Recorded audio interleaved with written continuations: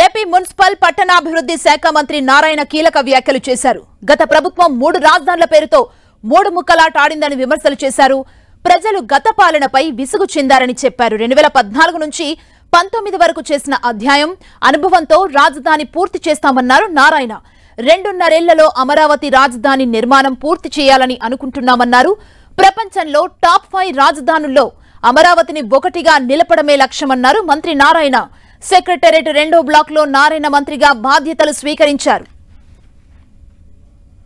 Municipal శాఖలో అతి ముఖ్యమైనది అమరావతి రాజధాని డెవలప్మెంట్. క్యాపిటల్ సిటీ 217 చదరపు కిలోమీటర్లతో ఆ రోజు ఇక్కడ క్యాపిటల్ సిటీని డిజైన్ చేయడం జరిగింది. దానికి సంబంధించి 48,000 కోట్ల రూపాయలతో టెండర్లు పిలవటం, వర్క్ స్టార్ట్ చేయడం జరిగింది. దాదాపు 9,000 కోట్ల రూపాయలు పేమెంట్స్ కూడా అప్పుడు పే చేశాం. ఆ రోజు ముఖ్యమంత్రిగా ఉన్న నారా చంద్రబాబు నాయుడు గారు నాకు ఒకటే చెప్పారు, ప్రపంచంలో ఉన్న టాప్ 5 రాజధానిలో ఒకటి చేయాలని. ప్రపంచంలో ఉన్న టాప్ 5 రాజధానిలో ఒకటిగా ఉండాలి. ఒక డిజైన్లే కాదు, ఇక్కడ చేసే ప్రతి పని వల్ల ఆర్థికంగా రాష్ట్రం డెవలప్ కావాలి. ఇక్కడ ఏ యాక్టివిటీ చేసినా దానివల్ల రాష్ట్రంలో ఉన్న పాత జిల్లాలు 13 జిల్లాల్లో ఆర్థికంగా పెరగాలి. బిల్డింగ్లే కాదు, అలా యాక్చువల్గా డిజైన్ చేసాం. దానికి సింగపూర్ గవర్నమెంట్ వాళ్ళ సపోర్ట్ తీసుకున్నాం.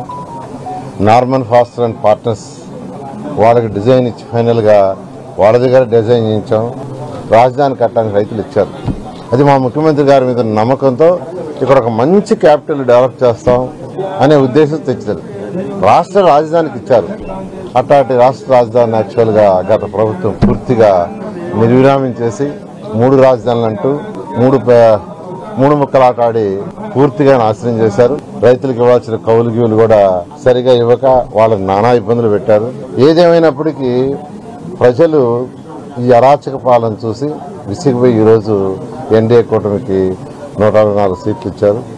గత నా అనుభవంతో ఖచ్చితంగా ఈ అమరావతి రాజధానిని 2.5 సంవత్సరంలో పూర్తి చేయగలని ప్రస్తుతానికి అనుకుంటున్నాను.